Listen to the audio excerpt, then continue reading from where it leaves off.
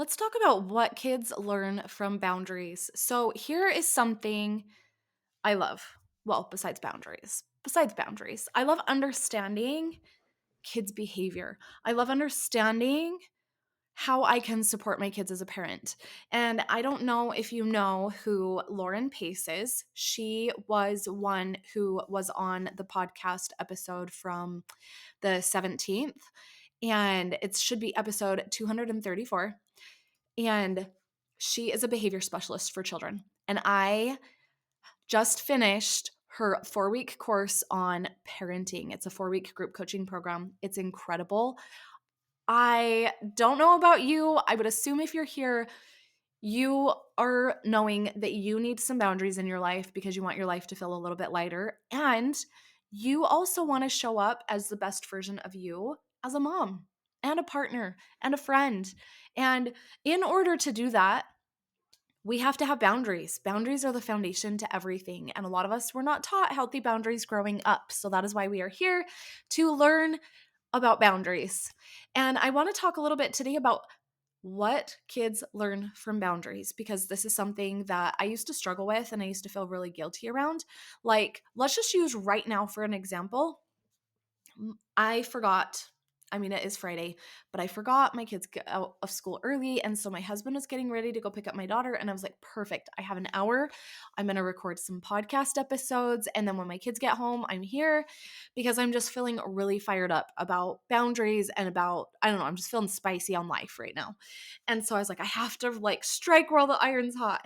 And I came up here and I came into my room and sat down to record, and I heard my little boy run through the door, and I don't know about you, but our kids pick up some weird shit.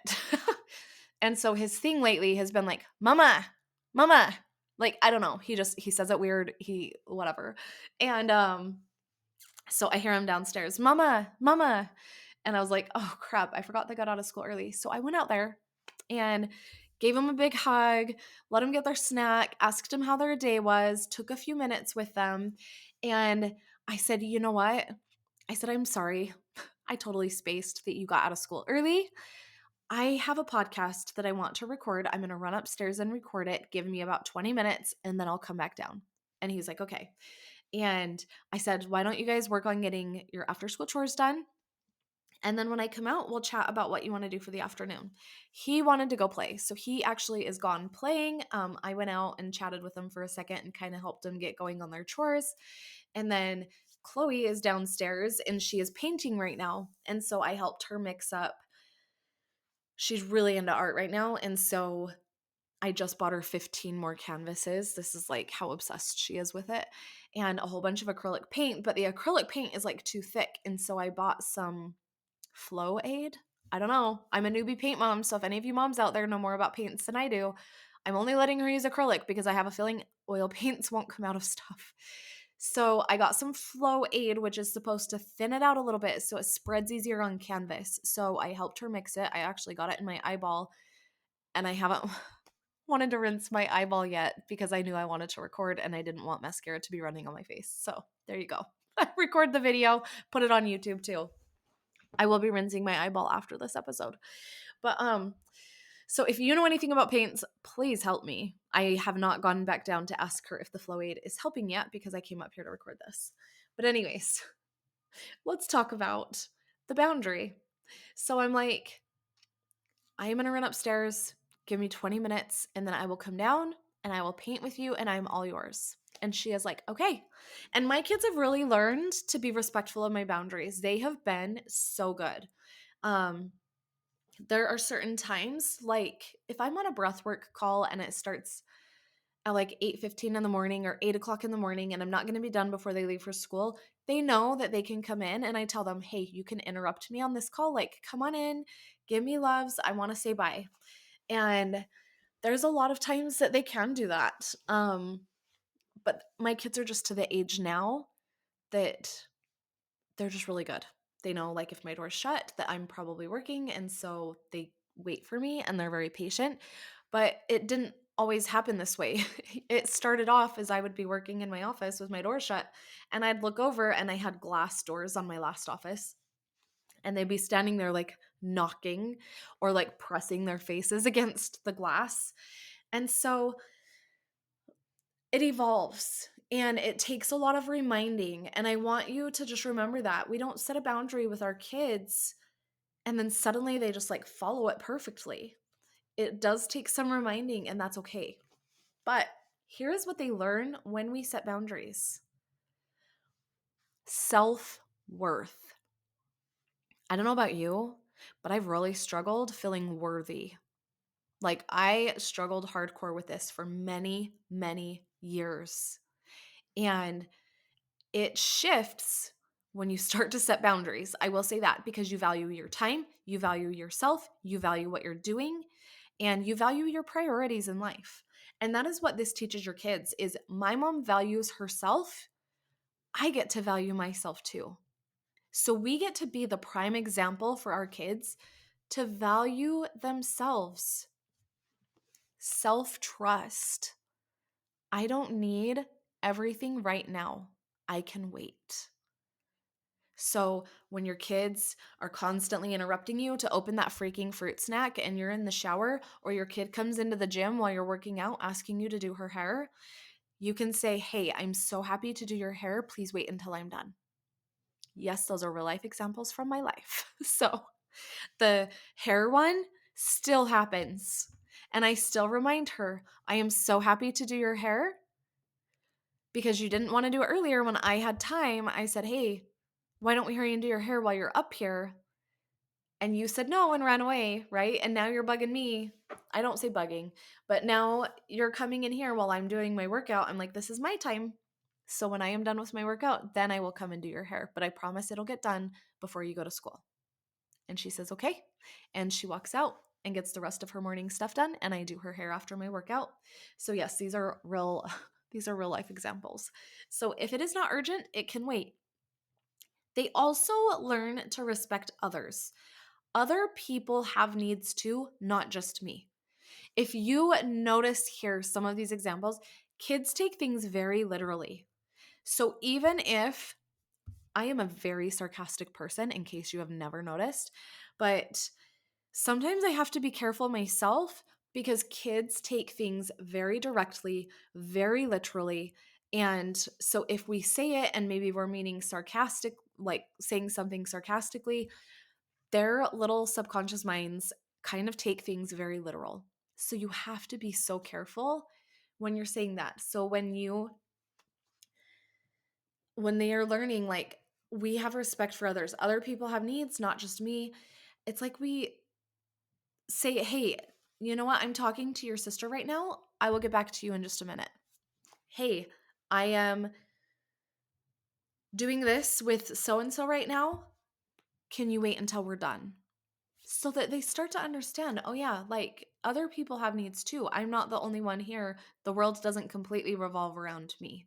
And I think that it's really interesting as you watch your kids, because some of our kids are needier than others. Some, like Chloe, my youngest, she's like, you're going to love me or I'm going to force myself upon you until you love me. And so she's just very much that type. And I love that about her. And I want her to continue to like have that growing up. And I can allow her to be her and have boundaries in place that feel really good to all of us. Boundaries don't hurt your kids. They teach your kids how to thrive in life. They allow you as a mom to thrive in life. And so I just want to say, like, when you start to set the boundaries, as I talked about before, your kids might struggle with it just a little bit. And you might even feel a little guilty. I have felt guilty. I have felt selfish. And it's okay. It's okay. You are not alone. I have felt this way. I even had a little bit of guilt creep in of like, oh crap, like I forgot that they were home early today, but I really want to get these recorded because I really am feeling like I am on fire. And I was like, you know what? I'm not doing anything wrong. My husband can spend some time with her and I can say, hey babe, you got her for a minute while I like come up here, right? He had to run and pick Ella up from school. And then when he gets back, he can spend some time with Chloe. And Jack is gone playing with friends. And it all works out. It's all fine. And so I just want you to understand, like, when you start to notice a little bit of guilt kind of creeping in, ask yourself if you're doing anything wrong, because that's usually when guilt shows up, is when you're doing something wrong. And most of the time, we're not doing anything wrong. I am not doing anything wrong by recording this podcast right now. I'm not. And so I want you to ask yourself the same question. If that mom guilt creeps in, right? Are you doing anything wrong? No.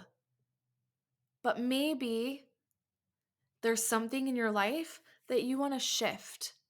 It's like, oh, I know something for me is I don't like to work when my kids get home from school. And so next time I'll remember there's early out Fridays. And so I'll just make sure that this doesn't happen again. Right? And we're human. We're human, but there's nothing wrong with allowing my husband to have some one-to-one time with her. So I just want you to remember that.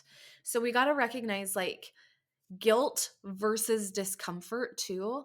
Like if you look at guilt, guilt is like, am I a bad mom for saying no? Am I a bad mom for doing this? Am I a bad mom for coming up here to record this podcast episode today? Could it have waited? Discomfort sounds like, my kids are mad that I won't drop everything for them. That's just like an uncomfy feeling, right? And it's okay for my kids to be mad, but I'm still going to take care of me too. Because I want to teach my kids that even as a mom, we get to take care of ourselves and we get to show up for them. We get to have it all. We get to have both, right? Life is not this or that. Life is this and that. And so, no, I am not a bad mom for being up here recording the podcast episode. I'm giving my husband the opportunity to have some one-to-one time with Chloe right now because my other kids aren't home. How beautiful is that? So, okay, let's just look at some other real life examples. These don't necessarily go completely on with like kids or whatever, but let's just say you decide you are no longer answering texts from family after 8 p.m. because that's your time to unwind. Maybe mom's reaction is like, oh, wow, so now you're too busy for me. And old you, I had a situation where this came up recently too, a couple months ago. It's really funny. As I go to teach on something, I have to learn the lesson again as well. But old you would probably over explain, apologize, text back, or whatever. Or new you is like, oh, you know what? I'm going to check my messages in the morning. I'll talk then. Or if your mom, you want to respond back. I do notice with a lot of women that I coach, they really have the urge to respond back and respond back right now. They're putting a sense of urgency on that, that's a podcast for another day, but there is stuff behind that. But you can just text back and be like, hey, I check my messages in the morning. Talk then. Love you. Right? Boundaries aren't invitations for debate. And it's the same with your kids. Boundaries are not an invitation for a debate. Boundaries are firm. Boundaries protect your inner peace. Boundaries help you show up as the best mom that you can be. And boundaries teach your kids all the things that we discussed before. Boundaries teach your kids self-worth, self-trust, and respect for others. They are not the most important person in the world. They are a very important person in the world to you, but they are not the only super important person in the world to you. If you have multiple children, everybody has needs, and that is what they also get to learn. So, this is just like so fun. It's so fun for me. I love boundaries. I love learning about child's behavior, and I want you to think about like your own emotions too. Is they're just like toddlers. They just want to be seen and heard. That's it. Your emotions, they want to be seen and heard. You are not being selfish. You are taking care of yourself so that you can take care of others. And you don't have to over explain yourself. You are not a bad mom for setting boundaries. You are allowed to take up space, to say no, to put yourself on the list. And if someone doesn't like it, that's okay. That is their work to do, not yours. And your job as a mom is to help your kids process their own emotions, to understand that it's okay to feel what they feel when mom says no. It's okay to be mad. It's okay to be upset, but the walls aren't for kicking. We don't kick the walls. We don't hit our sister. We don't snap at so-and-so, right? I used to be the mom who would get overwhelmed and frustrated because I had no boundaries, and then I would snap at my kids. And that was not theirs to deal with. That was mine, and I was putting it onto them. So just remember, like, your kids learn so much from you as a mom having healthy boundaries in your life, and they take that forward with them into their own lives as they get older and they start to set boundaries on their own, and you get to have your proud mom moments and know that you're sending your kids out the door with the most beautiful tool in life, so that they're not getting walked all over by friends, so that they're not a sheep just doing what everybody else wants them to do, that they're willing to speak up and get their own needs met and do the things that they desire. And it's really cool to watch. So I just want you to know that. If you want any help with boundaries, I am here. I offer one-to-one coaching, and I also have Boundary Mastery, which is my boundaries course where we dive a little bit deeper into boundaries. And then I have Mom Life Mastery, which is the next step up from that. And it is boundaries, systems, all things mom life, and mastering it so that you really create a life that you are the authority of, one that you are excited to wake up to, and setting that firm foundation of being able to put healthy boundaries in place is going to change everything for you. It's going to help you shift your life in ways you never thought possible. It's going to have ripple effects. You become the true authority of your life because now you have a firm foundation to stand on. And if you loved this episode, I would be so happy if you would leave up to a 5-star review if that feels right for you. Share it with a friend who would benefit hearing this. Share it on your stories and tag me, and I will talk to you next time.